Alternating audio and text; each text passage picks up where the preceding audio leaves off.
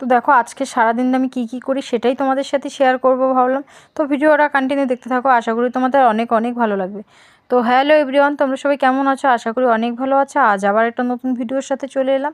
তো দেখো সকাল সকাল আমি উঠে গেছি আজকে, ওই প্রায় 5টা 10-15 মতো বাজে, তখন উঠে গেছি।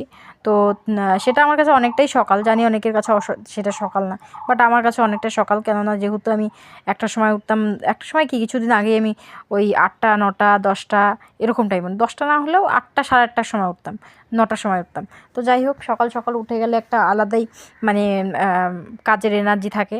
তো ভাবলাম না সকাল সকাল কাজটাও হয়ে যায়, তাহলে একটু সকাল সকাল কাজ করি, অনেকটা ভালোও হবে, মানে ওটা ফ্রেশও লাগবে। যেহেতু মানে একটু বেলা হলে ভীষণ গরম পড়ে, আর যেহেতু তোমরা দেখো যে আমার টিনের একটা ঘর, সাধারণ টিনের ঘর, তো টিনের ঘরে যেহেতু অনেকটাই গরম, তো এর জন্য ভাবলাম না যে এত গরমের মধ্যে কাজ করার থেকে আমার মনে হয় যে একটু মানে তাড়াতাড়ি কাজটা করে নিলে, তাড়াতাড়ি উঠে কাজটা করে নিলে অনেকটা ফ্রি পাওয়া যায়, মানে হালকা হওয়া যায়। তো যেহেতু পাপা ঘুমিয়েছিল, তো ফটাফট করে আমি থাল বাসন ধুয়ে নিলাম। পাপা উঠে যায়, মানে আমি যতক্ষণ ঘুমিয়ে থাকি পাপাও ততক্ষণ ঘুমিয়ে থাকে। তো যাই হোক, তারপরে দেখো থাল বাসন মেজে নিলাম।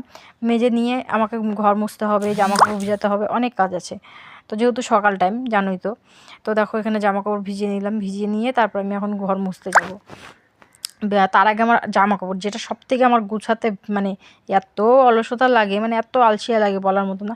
জামা কাপড়টা কেন জানি না আমাকে গুছাতে ইচ্ছাই করে না, কোনো সময়ই না। মানে জামা কাপড় ভাঁজ করতে আমার খুব একটা ভালো লাগে না বলতে পারো। কাজের মধ্যে যদি একটা অপছন্দের কাজ হয়ে থাকে তো সেটা এটা, মানে হ্যাঁ, মানে পছন্দ একদম লাগে না সেটা না, হয়তো হঠাৎ একদিন হয়তো ভালো লাগবে। বেশিরভাগ টাইমটা আমার জামা কাপড়টা গুছাতে ইচ্ছা করে না, কিন্তু ইচ্ছে না করলেও করতে হবে, যেহেতু করার মতো কেউ নেই। তো এর জন্য আর কি দেখো, সকাল সকাল জামা কাপড় গুছিয়ে ঘর মুছলাম, ঘর মুছে দাঁত ব্রাশ করলাম। তো ভাবলাম না একবারে চানটাও করে নিই। তো শ্যাম্পু নেই ঘরে, তো ভাবলাম 7টা বাজেনি তখন, কই 6:30টার মতো। কোন দোকান খোলা পাবো, দেখি যে না একটা দোকান খোলা আছে পাশেই আমাদের বাড়ির। তো সেখান থেকে আর কি একটা সাবান, একটা কোলগেটও ছিল না। তো যেহেতু আবার আকাশ উঠে ব্রাশ করবে, তো ভাবলাম কোলগেটটা একবার নিয়ে আসি। চান টান করে ঘরে দিচ্ছিলাম, তো উনুনটা পুজো দিচ্ছিলাম। তো যাই হোক, এটা উঠে গেছে, নতুন একটা উনুন ছিল, মানে বৌদি বানিয়ে দিয়েছিল। ওকে নিয়ে আমাকে অবশ্যই কমেন্ট করে জানাবে। ও যেহেতু দেখো ভীষণই সুন্দর হয়েছিল, আমার তো ভীষণ পছন্দ।